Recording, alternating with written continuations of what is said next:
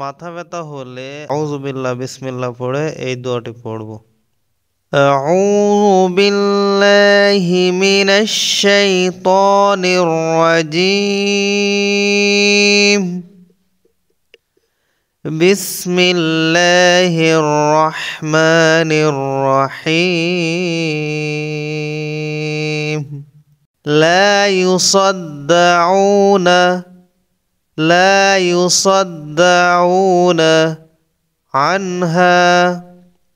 عنها ولا ينزفون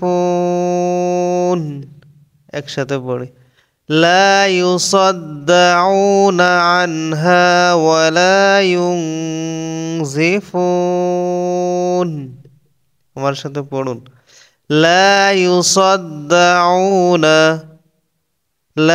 يصدعون عنها ولا ينزفون لا يصدعون عنها ولا ينزفون।